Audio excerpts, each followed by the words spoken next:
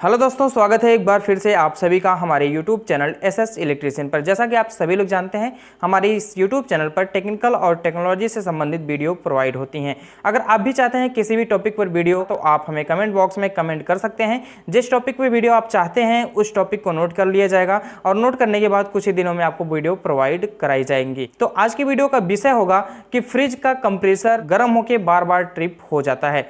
तो चलिए हम आज की वीडियो में आपको इसके बारे में पूरा डिटेल से जानकारी देंगे और साथ ही साथ हम आपको ऐसे 5 मेन कारण भी बताएंगे कि जिससे ये प्रॉब्लम आती है, ये समस्याएं आती हैं। तो इन समस्याओं का हल कैसे निकाला जाएगा और किन किन परिस्थितियों में कंप्रेसर को चेंज करना पड़ता है, ये सारी चीज़ें हम आपको इसी वीडियो में डिटेल से बताएंगे। तो आपसे रिक्वेस्ट यही है कि आप वीडियो को अंत तक जरूर देखिए। तो चलिए हम जान लेते हैं आज के पहले कारण के बारे में कि जिससे कंप्रेसर हमारा बार बार गर्म होकर ट्रिप हो जा रहा है। तो देखिए, कंप्रेसर बार बार गर्म होकर ट्रिप हो जा रहा है तो सबसे पहले कारण में मैं रखता हूं कंप्रेसर का ऑयल उठाना। अगर कंप्रेसर हमारा ऑयल उठा रहा है तो उस कंडीशन में जो हमारा कंप्रेसर के अंदर का ऑयल होगा वो खत्म हो जाएगा, कैपिलरी ट्यूब में चला जाएगा या फिर एवापोरेटर में चला जाएगा। तो जो रिसाइकलिंग होती है ना, वो प्रॉपर तरीके से हो नहीं पाएंगी, चोकिंग की प्रॉब्लम हो सकती है। तो उन सभी कंडीशनों में अगर जो हमारा कंप्रेसर है वो अगर ऑयल उठा रहा है तो कंप्रेसर को चेंज कर देना चाहिए। अब बात आती है कि कंप्रेसर ऑयल उठा रहा है कि इस चीज़ को कैसे चेक करें। तो कंप्रेसर अगर ऑयल उठा रहा है तो उस कंडीशन में बार बार गर्म होकर ट्रिप हो जा रहा होगा, तो उस कंडीशन में आपको क्या करना है, डिस्चार्ज लाइन को खोलना है। यानी कि जो हमारा कंप्रेसर होता है ना, कंप्रेसर की 3 लाइनें होती हैं, सक्शन लाइन, चार्जिंग लाइन और डिस्चार्ज लाइन। डिस्चार्ज लाइन में कंडेंसर जुड़ा होता है। तो क्या करना है, डिस्चार्ज लाइन से कंडेंसर को अलग कर देना है और अलग करने के बाद कंप्रेसर को चला के देखना है, डिस्चार्ज लाइन की फ्लैक्सिंग करना है। अगर डिस्चार्ज लाइन की फ्लैक्सिंग करते समय भी ऑयल बहुत ज़्यादा मात्रा में आ रहा है तो आप उस कंप्रेसर को चेंज कर दीजिए, वो कंप्रेसर हमारे किसी भी काम का नहीं है। तो उन कंडीशनों में हमारा कंप्रेसर चेंज कर देना चाहिए। हाँ, अगर थोड़ा बहुत ऑयल आ रहा है, जैसे मान लीजिए कि हमने हाथ को लगाया और यहाँ पर थोड़ा बहुत ऑयल आ गया, मतलब ऐसा लग रहा है कि हाँ थोड़ा बहुत मॉइस्चराइज है, तो उन कंडीशनों में हमारा जो कंप्रेसर होगा वो सही होता है। क्योंकि जो हमारा कंप्रेसर होता है थोड़ा थोड़ा ऑयल को उठाते रहता है और जो पाइपें होती हैं उनमें रन कराता रहता है। तो आप इन कंडीशनों में, इन परिस्थितियों में आप इसी प्रकार से काम कर सकते हैं। अगर ज़्यादा ऑयल आ रहा है तो कंप्रेसर को चेंज कर दीजिए, ज़्यादा ऑयल नहीं आ रहा है तो आप बढ़िया तरीके से सभी कंडेंसर की, एवापोरेटर की, फिल्टर की, कैपिलरी ट्यूब की फ्लैक्सिंग करके नया फिल्टर और कैपिलरी ट्यूब लगा के सिस्टम को चला सकते हैं। तो इस प्रकार से आपको समझ में आ गया होगा कि अगर हमारा कंप्रेसर ऑयल उठा रहा है तो उन कंडीशनों में हमको क्या करना चाहिए। देखिए, ट्रिपिंग की दूसरी प्रॉब्लम ये भी होती है कि कंप्रेसर के अंदर ऑयल ना होना। तो पहले प्रॉब्लम तो मैंने बताया कि कंप्रेसर अगर ऑयल उठाएगा तो कंप्रेसर के अंदर ऑयल रह ही नहीं जाएगा, या फिर किसी भी वजह से अगर मान लीजिए कंप्रेसर में ऑयल नहीं है, तो कंप्रेसर में ऑयल नहीं है तो उसका भी मतलब ये होता है कि कंप्रेसर बार बार गर्म होकर ट्रिप कर जाता है। क्योंकि जो हमारा पिस्टन और सिलेंडर होता है उसको लुब्रिकेंट करने के लिए, जो हमारी कंप्रेसर के अंदर की बाइंडिंग होती है उसको लुब्रिकेंट करने के लिए, ठंडा करने के लिए ऑयल का प्रयोग किया जाता है। तो अगर उसमें ऑयल नहीं है तो कंप्रेसर बार बार हीट होगा और जब बार बार हीट होगा तो वो ट्रिप कर जाएगा। तो उन कंडीशनों में आपको ऑयल को चेंज करना है। तो ऑयल चेंज करने वाले हम वीडियो को आपको प्रोवाइड करवा देंगे, लेकिन फिर भी हम आपको बता दें कि ऑयल को चेंज कैसे करना है। देखिए, सबसे पहले जो हमारा कंप्रेसर होता है, कंप्रेसर के तीनों लाइनों को खोल लेना है, या फिर किसी भी आप लाइन को खोल सकते हैं। जैसे सक्शन लाइन और डिस्चार्ज लाइन, 2 लाइनें ही खोल दीजिए और कंप्रेसर को उल्टा करके सभी ऑयल को गिरा दीजिए। देखिए, ऑयल किसी एक पाइप से गिराइए, किसी एक बर्तन में गिराइए और जितना ऑयल उसमें पड़ा है उससे थोड़ा सा ज्यादा आप ऑयल फिर से चार्ज कर सकते हैं। तो मैं आपको बता दूं कि जो भी हमारे कंप्रेसर होते हैं, सिंगल डोर या डबल डोर फ्रिज के कंप्रेसर होते हैं, वो साइज के अनुसार आते हैं। तो सभी साइज के अनुसार उसमें ऑयल भी पड़ता है, तो उसकी भी सेपरेट वीडियो में मैं दे दूंगा। तो जो हमारा कंप्रेसर होता है, कंप्रेसर में ऑयल 200 ml से लेकर 300 ml के बीच में पड़ता है, जो हमारी सिंगल डोर या डबल डोर का रेफ्रिजरेटर होता है। तो आई होप आपको ये बातें समझ में आ गई होंगी।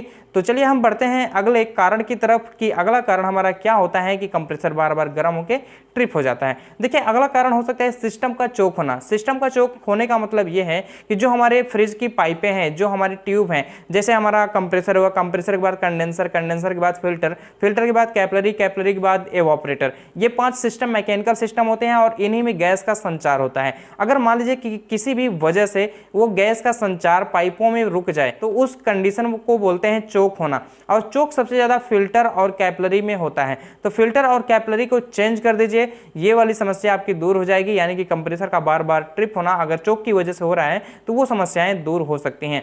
और चोक कैसे पहचाना जाए, हम आपको ये बता दें कि जैसे मान लीजिए कि हम फ्रिज को चला रहे हैं, उन कंडीशन में हमारी कूलिंग अच्छी तरीके से नहीं हो रही, या फिर थोड़ी बहुत हो रही, थोड़ी बहुत नहीं हो रही है, तो उस कंडीशनों में आपको ये देखना है कि कैपिलरी और ड्रायर के पास, यानी जो हमारा फिल्टर है और कैपिलरी के पास कहीं पर जो पाइपें हैं वो नॉर्मल की अपेक्षा ज़्यादा ठंडी तो नहीं है, या फिर उसमें से पानी की बूंदें तो नहीं टपक रही हैं। तो उन कंडीशनों में आप इसी से पहचान सकते हैं कि जो हमारा फिल्टर है या कैपिलरी है वो चोक है। अगर कैपिलरी से पानी गिर रहा है तो समझिए कैपिलरी चोक है, अगर फिल्टर हमारा बिल्कुल ठंडा है तो समझिए हमारा फिल्टर चोक है। तो इन कंडीशनों में दोनों को ही आप चेंज कर सकते हैं, फिल्टर और कैपिलरी। अगर आप कैपिलरी चेंज नहीं करना चाहते हैं तो सीटीसी केमिकल उसमें डाल के बढ़िया से उसको साफ कर दीजिए। तो आई होप आपको ये बातें समझ में आ गई होंगी, अगर चोक होता है तो उसमें क्या प्रॉब्लम होती है। तो चलिए बढ़ते हैं अगले कारण की तरफ, जिससे हमारा कंप्रेसर गर्म होकर बार बार ट्रिप हो जा रहा है। देखिए, रिले व ओएलपी का खराब होना। जैसे एक बात और आती है कि जब मैकेनिक काम करने जाते हैं तो रिले ओएलपी बार बार लगा लगा के चेंज करके के देख लेते हैं कि हमारा कंप्रेसर चल पा रहा है कि नहीं, सिस्टम हमारा प्रॉपर तरीके से वर्क कर पा रहा है कि नहीं। तो जो हमारे मार्केट में रिले और ओएलपी आ रहे हैं वो भी हमारे खराब क्वालिटी के आ रहे हैं। तो आपसे रिकमेंड मैं यही करूंगा कि आप अच्छी क्वालिटी का रिले और ओएलपी लेकर जाइए और कंप्रेसर को चलाइए, सिस्टम को फिट करके आइए। तो मैं आपको बता दूं कि जो हमारा रिले और ओएलपी होता है, जब हम कंप्रेसर में लगाते हैं ना, तो कभी कभी क्या होता है कि 10-15 सेकंड चलेगा, उसके बाद ट्रिप कर जाएगा, रिले ओएलपी गर्म हो जाएगी, या फिर कंप्रेसर बार बार हीटअप हो जाएगा। तो ये सारी प्रॉब्लम रिले और ओएलपी की वजह से भी हो सकती हैं। तो जो हमारा रिले और ओएलपी होता है उसको आप ओरिजिनल कंपनी का लगाइए, जिससे हमारा कंप्रेसर ठीक प्रकार से चल सके। तो जो हमारी ओएलपी होती है ना, ओएलपी कभी कभी गिर जाती है तब भी वो खराब हो जाती है, यानी जमीन पे अगर ओएलपी गिर जाती है तो खराब हो जाती है। तो उन कंडीशनों में आपको नई ओएलपी लेकर आना चाहिए और लगाना चाहिए। आप अगर टेक्नीशियन तो आपके बैग में कम से कम 10-15 रिले ओएलपी का सेट होना चाहिए, जिससे आप प्रॉपर तरीके से काम फील्ड में कर पाएँ। तो चलिए हम बढ़ते हैं अगले कारण की तरफ, जिससे हमारा कंप्रेसर बार बार गर्म होकर ट्रिप हो जा रहा है। तो अगला कारण ये हो सकता है कि फ्रिज के कंप्रेसर के पास लगा फैन खराब होना।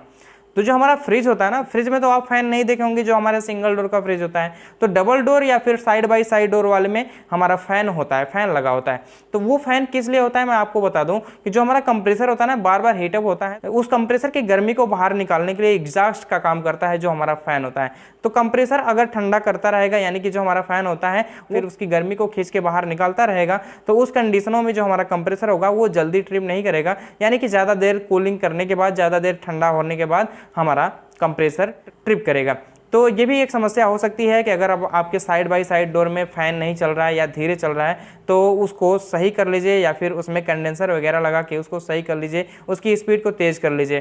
तो कभी कभी आप देखे होंगे कि जो हमारा साइड बाय साइड डोर होता है उसमें जो कंडेंसर होता है ना, कंडेंसर में जो फ़ैन चल रहा होता है तो प्रॉपर तरीके से चल पा रहा होता है, लेकिन जो हमारा कंप्रेसर होता है वो फिर भी बार बार ट्रिप कर जाता होगा।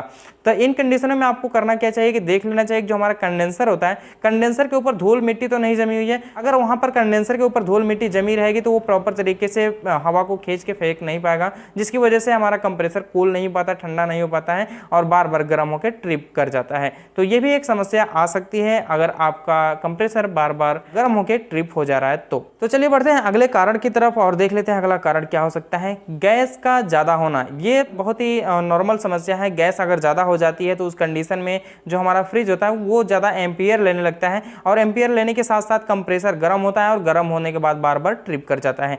तो आप जब भी गैस भरिए तो गैस को इतना ज़्यादा मत भर दीजिए कि जो हमारा कंप्रेसर है वो बहुत ज़्यादा एम्पियर लेने लगे। तो गैस को उतना ही भरना है जिससे हमारा काम चल सके। जैसे हम आपको बता दें कि अगर आप किसी फ्रिज में R134 गैस डाल रहे हैं तो R134 गैस का जो हमारा रनिंग प्रेशर होता है 12 से 15 PSI होता है। तो 12 से 15 PSI में आपको 12 PSI भरना है या फिर 10 ही PSI आप भरिए। अगर हमारा कूलिंग सिस्टम 10 PSI पे ही काम करने लगा तो ये PSI बहुत ज़्यादा मायने नहीं रखता है कि हम 12 PSI या 15 PSI भरने के बाद ही गैस भरना बंद करें। ऐसी कोई बात नहीं है, ऐसी कोई समस्या नहीं है। आप 10 PSI भी भर सकते हैं। अगर आपको 10 PSI भरने पर प्रॉपर कूलिंग मिल रही है, कंडेंसर प्रॉपर गर्म हो रहा है और सारा सिस्टम आसानी से चल रहा है, बढ़िया तरीके से चल रहा है, तो आप 10 PSI ही गैस भर सकते हैं। उतने ही आप भर के रहने दीजिए, आपको ज़्यादा भरने की ज़रूरत नहीं है। कभी कभी क्या होता है कि जो हमारा PSI प्रेशर होता है, रनिंग प्रेशर, जो हम लोग गैस भरते समय देखते हैं गैस मीटर में, तो उस कंडीशनों में क्या होता है कि गैस ज़्यादा चली जाती है और हमको बाद में पता चलता है कि हाँ रनिंग प्रेशर अभी तो इतना ही है। तो उन कंडीशनों में भी गैस ज़्यादा हो जाती है, तो आप उस कंडीशन में स्टैंडिंग प्रेशर भी माप लीजिए। स्टैंडिंग प्रेशर ठीक ठाक आ रहा है तो कोई प्रॉब्लम नहीं है, अगर स्टैंडिंग प्रेशर भी ज़्यादा आ रहा है तो थोड़ी सी गैस को आपको उड़ाना पड़ेगा। अगर गैस आप नहीं उड़ाते हैं, गैस उसमें प्रॉपर रहती है, तो जब वो गैस ट्रेवल करेगी ना तो पंपिंग के ऊपर ज़्यादा इफेक्ट पड़ेगा, जिससे कंप्रेसर हमारा गर्म होकर बार बार ट्रिप हो सकता है। तो आई होप आपको पांचों कारण समझ में आए होंगे। अगर आपको ये पांचों कारण समझ में आए हैं और आपने बहुत ही ध्यानपूर्वक इसको सुना है तो आप वीडियो को लाइक जरूर कर दीजिए। चैनल पर नया है तो चैनल को सब्सक्राइब करके बेल आइकन को प्रेस कर दीजिए, ताकि आपको आने वाली सभी इंटरेस्टिंग वीडियो का नोटिफिकेशन मिलता रहे। तो हम मिलते हैं अब अगली वीडियो के साथ, तब तक के लिए धन्यवाद। जय हिंद।